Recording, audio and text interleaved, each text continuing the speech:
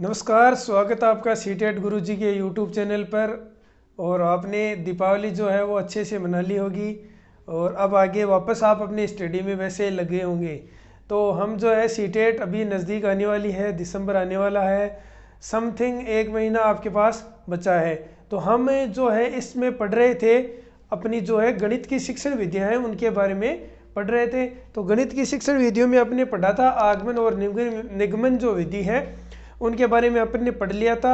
अब इसकी जो नेक्स्ट जो विधि है उस विधि के बारे में हम पढ़ेंगे, जो संश्लेषण और विश्लेषण के बारे में हम पढ़ेंगे। तो हम चलिए शुरू करते हैं, तब तक आप हमारे चैनल को लाइक शेयर और सब्सक्राइब कीजिए। तो सबसे पहले हम बात करते हैं आज की अपनी जो फर्स्ट जो विधि है उस विधि का नाम है विश्लेषण विधि। 3 नंबर की अपनी विधि है। इससे पहले अपन ने जो है वो 2 विधियां पढ़ ली थी, उसमें एक था आपका आगमन विधि और एक थी अपनी निगमन विधि। ये अपन ने पढ़ लिया था। इसके बाद में हम अब करते हैं चर्चा विश्लेषण विधि पर। विश्लेषण का क्या अर्थ है? देखिए, विश्लेषण का अर्थ है एनालिसिस। किसी भी चीज को, जैसे ये कोई चीज है, ठीक है, कोई वस्तु है, कोई पदार्थ है, कुछ भी है कोई, तो इसको क्या है अपन विभिन्न भागों में बांटेंगे। क्या करेंगे? विभिन्न भागों में बांटेंगे, यानी इसके छोटे छोटे खंड, इसके छोटे छोटे टुकड़े क्या करेंगे? खंड कह सकते हो या इसको टुकड़ा कह सकते हो या टुकड़े, खंड या टुकड़े कह सकते हो। इसके खंड या टुकड़े करेंगे और अलग अलग इनका अध्ययन करेंगे।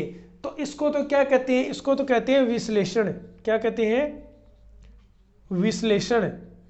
और ठीक इसके विपरीत, जैसे आगमन और निगमन में थी वैसे ही इसमें है। और इसके जो ठीक विपरीत है, जैसे कि कोई अलग अलग खंड है उनको एकत्रित करना। क्या करना? एकत्रित करना क्या कहलाता है? यह आपका एकत्रित हो रहा है और एकत्रित होना ही क्या कहलाता है? संश्लेषण। क्या कहलाता है?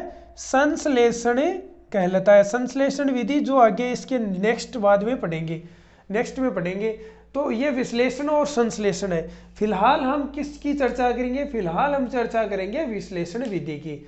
विश्लेषण विधि का अर्थ है किसी भी चीज को, किसी भी वस्तु को, किसी विषय वस्तु को अलग अलग टुकड़ों में करना। खंडित जो खंड है उस खंड में या टुकड़ों में विभाजित करना, ये क्या कहलाता है? आपका विश्लेषण कहलाता है। इस विश्लेषण में क्या है कि जैसे शिक्षक पढ़ा रहा है अपनी कक्षा में, तो इस शिक्षक जब पढ़ा रहा है तो वो क्या करेगा? कोई भी विषय वस्तु, कोई भी कठिन समस्या अगर उसके सामने, बच्चों के सामने पेश की है उसने, तो उसका क्या करेगा? छोटे छोटे टुकड़ों के द्वारा उस विषय वस्तु को बालकों के सामने समझाने की कोशिश करेगा और उसमें बालकों के द्वारा ही आंसर निकालने की कोशिश शिक्षक करेगा। इसी में क्या है? ये क्या है? अपनी विश्लेषण विधि है। विश्लेषण विधि को समझने के लिए हम चलते हैं इसके एग्जाम्पल में। इसका एक एग्जाम्पल लेते हैं, इस क्वेश्चन के द्वारा समझते हैं। इस क्वेश्चन को हल करेंगे अपन। ये क्या क्वेश्चन है, क्या कुछ कह रहा है? ये देखिए आप, ये कह रहा है कि एक आयत है, उसकी लंबाई 4 सेंटीमीटर और चौड़ाई 2 सेंटीमीटर है। ठीक है, चौड़ाई कितनी है? 2 सेंटीमीटर है। इसका एरिया या क्षेत्रफल इसका ज्ञात करना है। अब शिक्षक क्या करेगा? शिक्षक सबसे पहले प्रश्न करेगा। किससे? विद्यार्थियों से प्रश्न करेगा और प्रश्न पूछने के बाद में प्रश्न जो है वो पूछेगा और प्रश्न से ही उसका उत्तर जो है वो निकलाने की कोशिश करेगा। सबसे पहले इसमें अगर पूछेगा तो वो पूछेगा कि हमें जो प्रश्न है उस प्रश्न में क्या ज्ञात करना है, में क्या ज्ञात करना है, यानी ज्ञात क्या करना है ये पूछेगा। तो विद्यार्थी क्वेश्चन को पढ़ेंगे।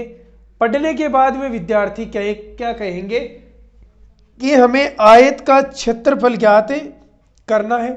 ठीक है, शिक्षक नेक्स्ट उसी जो उनका सवाल का जो जवाब था उस जवाब के ऊपर पूछने का प्रयास करेगा कि आयत जो है उस आयत का क्षेत्रफल, उस आयत का एरिया क्या है। ठीक है, अब उस आयत का क्षेत्रफल या एरिया क्या है? तो बच्चे बोलेंगे कि इसका एरिया या क्षेत्रफल जो है वो लंबाई इनटू क्या होता है? आपका चौड़ाई होता है। अब शिक्षक फिर पूछेगा कि बताइए आप कि इसमें लंबाई क्या दे रखी है। तो एक बालक को पूछा तो बालक ने कहा लंबाई 4 दे रखी है, क्या 4 सेंटीमीटर, और चौड़ाई कितनी दे रखी है, तो चौड़ाई दे रखी है यहाँ 2 सेंटीमीटर। पूछ लिया। देखिए खंडित, इसको टुकड़ों में बांट दिया, कहने का तात्पर्य है कि इसको खंडित कर दिया, इसको छोटे छोटे भागों में बांट दिया, और एक एक लाइन में क्वेश्चन का आंसर, आंसर से फिर क्वेश्चन, फिर आंसर, फिर उसका क्वेश्चन निकालने का यहाँ शिक्षक प्रयास कर रहे हैं। तो अंत में क्या है, ये निकाल लिया, और अंत में क्या कहेंगे कि अब इसका क्षेत्रफल क्या होगा, तो इसका क्षेत्रफल जो है वो इसमें फॉर्मूले में रखेंगे बच्चे, और इसका आंसर जो है वो बता देंगे। ठीक है, ये कितना आ जाएगा, 8 सेंटीमीटर स्क्वायर एरिया है, इसलिए स्क्वायर आएगा।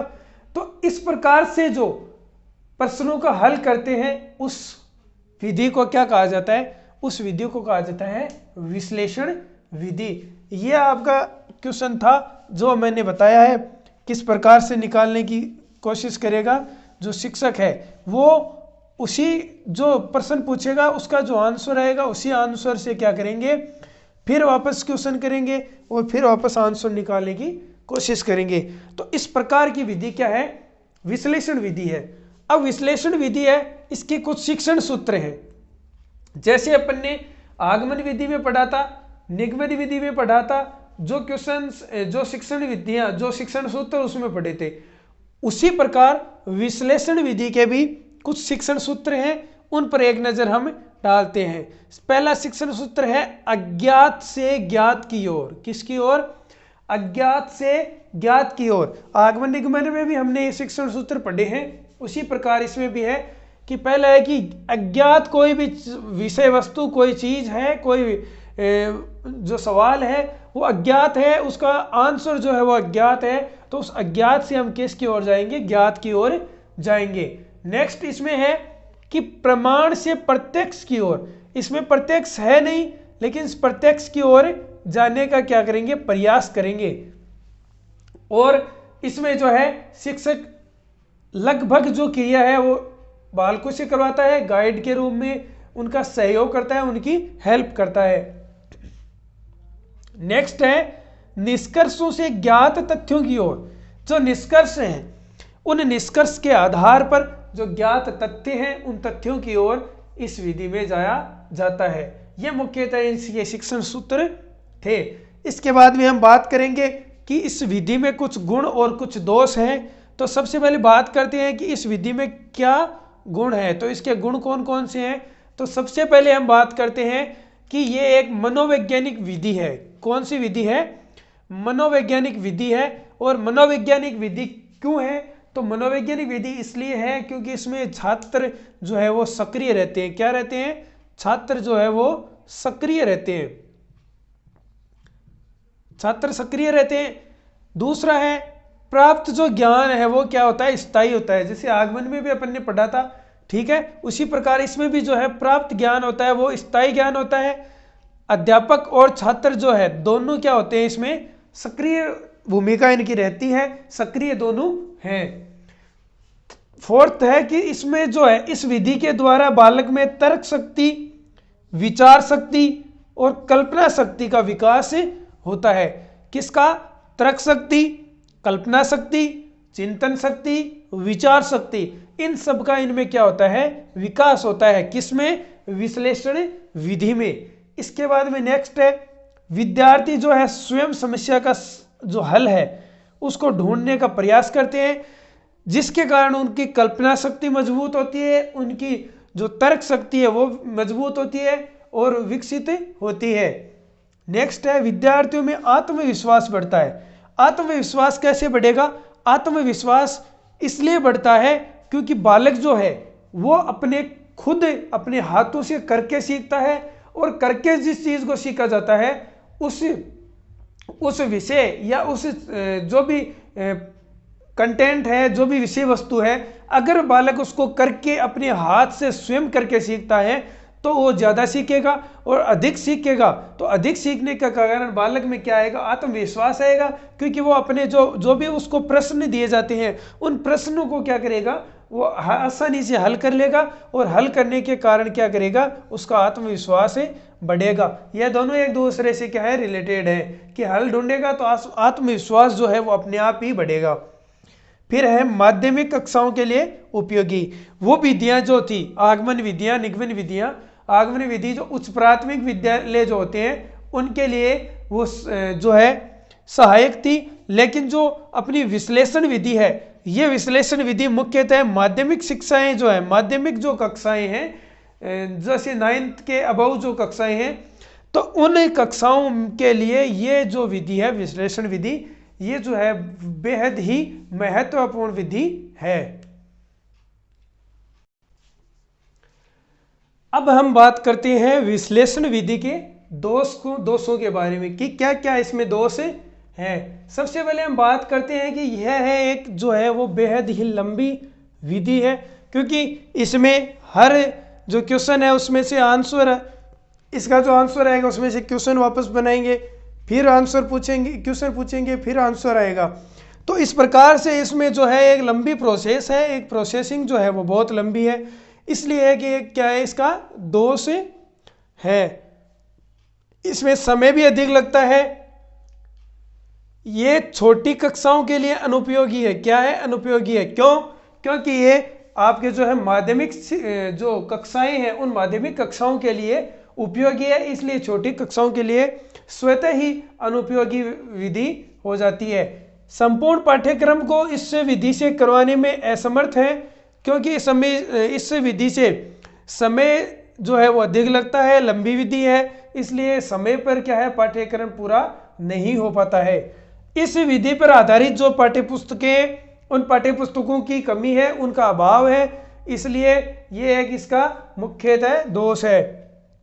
और इस विधि से पढ़ाने के लिए जो प्रशिक्षित जो और अनुभवी जो शिक्षक हैं, उन अनुभवी और प्रशिक्षित शिक्षकों की भारत में मुख्य रूप से क्या है, कमी है, इसलिए यहाँ इस विधि को क्या है, एक दोष, इस विधि का एक दोष माना जाता है।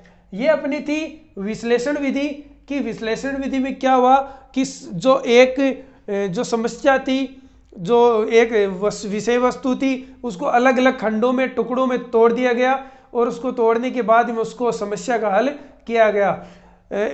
विषय इसी के जो विपरीत विधि है अगली, इसकी बात करेंगे हम, ये है संश्लेषण विधि। कौन सी विधि है? संश्लेषण विधि। विश्लेषण विधि में अपन ने क्या किया था, एक जो कोई भी विषय वस्तु, कंटेंट, समस्या जो थी, कोई भी वस्तु है, उसको अलग अलग टुकड़ों में, खंड में विभाजित कर दिया, इसको तो कहेंगे विश्लेषण। और अगर अलग अलग जो टुकड़े हैं उन टुकड़ों को एकत्रित करना, क्या करना, एकत्रित करना, एक जगह करना, तो ये क्या हो जाएगा, संश्लेषण विधि। संश्लेषण विधि का उदाहरण हो जाएगा। तो ये संश्लेषण विधि है, इसका अर्थ है कि अलग अलग जो भाग हैं, अलग अलग जो खंड हैं, उन खंडों को एकत्रित करना ही ये कौन सी विधि है, संश्लेषण विधि है। अब इस विधि में क्या होता है, यही एग्जाम्पल जो अपन ने लिया था विश्लेषण विधि में, उसी को डायरेक्ट हम इसी में ले रहे हैं ताकि आपको समझ में आ जाएगी विश्लेषण और जो संश्लेषण विधि है इसमें क्या डिफरेंस है। तो हम बात करते हैं कि आयत की लंबाई वही 4 सेंटीमीटर दे रखी है और चौड़ाई आपकी 2 सेंटीमीटर दे रखी है, और एरिया आपने पूछा है। उसमें क्या किया था, बालक को पूछा था, टुकड़ों में तोड़ तोड़ के पूछा था कि जो खंड है उन खंड में विभाजित कर दिया कि लंबाई क्या दे रखी है, ज्ञात क्या करवाया है। लेकिन अपन जो है संश्लेषण विधि में डायरेक्ट क्या पूछेंगे, जो डायरेक्ट है वो उनको बताएंगे कि इसकी लंबाई जो है आयत की, वो लंबाई है 4 सेंटीमीटर, और इसकी चौड़ाई जो है वो है 2 सेंटीमीटर, और जो आयत का क्षेत्रफल का सूत्र होता है वो होता है लंबाई इंटू चौड़ाई होता है।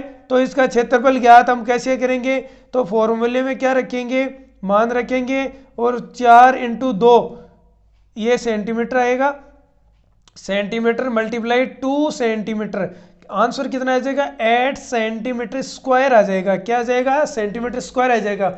तो ये क्या है, ये जो अलग अलग टुकड़े थे उनको एकत्रित कर लिया। सवाल में लंबाई अलग जगह थी, चौड़ाई अलग जगह थी, क्षेत्रफल जो पूछा था वो अलग है, तो इनको एकत्रित कर लिया, और एकत्रित करने के बाद में इसको फॉर्मूले के द्वारा इसको हल कर दिया गया, इसको बता दिया गया। तो ये क्या है, इसकी तुलना में क्या है, सुपरफास्ट कह सकते हैं इसको। जैसे निगमन विधि थी उसी के समकक्ष जो है ये विधि है। अब इसके जो शिक्षण सूत्र है वो ठीक विश्लेषण विधि के विपरीत है, तो इनको ज्यादा आपको याद करने की आवश्यकता नहीं है। ज्ञात से अज्ञात की ओर, इसमें जो ज्ञात जो चीज थी उस ज्ञात से क्या अज्ञात की ओर गए, और उसमें अज्ञात से ज्ञात की ओर जाया जाता है। प्रत्यक्ष से प्रमाण की ओर जाते हैं और परिकल्पना से निष्कर्ष की ओर बढ़ा जाता है। यह है संश्लेषण विधि के शिक्षण सूत्र। संश्लेषण विधि के अर्थ यानी अलग अलग भागों को एकत्रित करना। विश्लेषण का अर्थ है कि एकत्रित भागों को अलग अलग खंडों में, टुकड़ों में विभाजित करना, और संश्लेषण इसकी ये एक दूसरे के अपोजिट विधि है। तो ये इसके शिक्षण सूत्र थे कुछ। अब देखते हैं हम संश्लेषण विधि के गुण और दोषों के बारे में। किसके बारे में? गुण और इसके दोष। क्या क्या इसके गुण हैं, क्या क्या इसके दोष हैं यानी कमियां हैं। तो हर विधि की कुछ अच्छाइयाँ होती हैं और कुछ उसकी कमियां होती हैं, तो उसके बारे में हम शुरू से ही आगमन पढ़ा था, उसमें भी गुण और दोषों के बारे में पढ़ा था। इसके बाद में निगमन में गुण और दोष पढ़ा था, और इसके बाद में जो विश्लेषण है उसमें गुण और दोष पढ़ा था, और इसके बाद में संश्लेषण पढ़ रहे हैं, इसके भी गुण और जो दोष हैं उनके बारे में हम पढ़ेंगे। सबसे पहले बात करते हैं गुण के बारे में। इसमें क्या गुण है? सबसे पहला गुण है कि ये सरल और सूक्ष्म विधि है। क्या है? एक सूक्ष्म और सरल विधि है। इसकी जो समस्याएं हैं, इस विधि के द्वारा समस्याएं जो है वो शीघ्रता से क्या हो जाती हैं, हल हो जाती है। आपने देखा है क्वेश्चन को किस प्रकार से अपने हल किया था, तुरंत कुछ ही समय में जो सवाल का जवाब जो है वो आपके सामने आ गया था। तो इसी प्रकार हम अगर देखें तो कह सकते हैं कि संश्लेषण विधि जो है उसकी जो समस्याएं हैं वो शीघ्रता से उससे हल हो जाती हैं। फिर परिश्रम, अगर समस्याएं सरलता से और शीघ्रता से हल हो रही हैं तो परिश्रम क्या करना पड़ेगा, कम करना पड़ेगा, और परिश्रम जो है इस विधि में कम करना पड़ता है। यह पाठ्य पुस्तक आधारित विधि है। वो जो विधि थी कौन सी, विश्लेषण, वो विधि उनकी जो है पाठ्य पुस्तकें बेहद कम है, उपलब्ध नहीं है, लेकिन यह एक पाठ्य पुस्तक आधारित विधि है। ये इसके संश्लेषण विधि के कुछ मुख्य जो गुण है उनकी बात है। अब बात करते हैं दोषों की। सबसे पहले दोष है कि रटने की प्रवृत्ति को बढ़ावा देता है। किस प्रकार? अगर आयत का क्षेत्रफल आपको सूत्र नहीं आता है तो इस विधि के द्वारा आप हल नहीं कर सकते। इसके अलावा अगर आप बात करते हो किसी भी कोई बीजगणित का कोई सर्व समीका है, अगर वो सर्व समीका आपको नहीं याद है तो आप उससे संबंधित क्वेश्चन हल नहीं कर सकते। तो इसमें रटना आपको पड़ेगा, इसलिए रटने की प्रवृत्ति को क्या करता है, बढ़ावा देता है। मनोवैज्ञानिक विधि है, छात्र जो है इसमें सक्रिय नहीं रहते हैं, शिक्षक अधिक सक्रिय रहता है, इसलिए ये क्या कौन सी विधि है, मनोवैज्ञानिक व अवैज्ञानिक विधि भी इसको कह सकते हैं। और विश्लेषण विधि में छात्र और अध्यापक दोनों क्या थे, सक्रिय थे। थर्ड है प्राप्त ज्ञान जो है वो अस्थायी होता है, बार बार भूल जाते हैं, बार बार उसको पढ़ना पड़ता है। लेकिन संश्लेषण विधि जो विश्लेषण विधि है उसके द्वारा अगर पढ़ते हैं तो वो ज्ञान क्या आपका स्थायी ज्ञान होता है। कक्ष का जो माहौल है उसमें निरस्ता का भाव आ जाता है। क्या होता है? निरस्ता का भाव आ जाता है, निरस माहौल कक्ष में हो जाता है। और लास्ट है कि इस विधि में अंतः क्रिया का अभाव होता है। अंतः क्रिया का क्या होता है? इसमें अभाव होता है। ये अपनी जो विधि थी अपने अब तक कितनी टोटल पढ़ ली, 4 विधियां पढ़ ली। पिछले वीडियो में पढ़ा था आगमन और निगमन, और अब पढ़ रहे हैं संश्लेषण और विश्लेषण विधि अपने इसमें पढ़ ली है। ठीक है, नेक्स्ट जो कुछ विधियां बची हैं आपकी, जैसे प्रायोगिक विधि है, तो उस प्रकार जो विधियां हैं वो अपन नेक्स्ट वीडियो में पढ़ेंगे। तो आज इस वीडियो में इतना ही। आप अगर चाहो तो इसको लाइक, शेयर और सब्सक्राइब कर सकते हो, यह आपके ऊपर डिपेंड करता है। आपको अगर वीडियो अच्छा लगा तो आप लाइक करो, शेयर करो, उसको सब्सक्राइब करो चैनल को, ताकि हम अच्छे आपके लिए वीडियो और बनाएं। और तब तक के लिए आप हमारे चैनल को अधिक से अधिक आप खुद प्रमोट कीजिए इस चैनल को, ताकि ये आगे बढ़े। तब तक के लिए थैंक यू, जय हिंद, वंदे मातरम। एक बार फिर से हैप्पी दिवाली।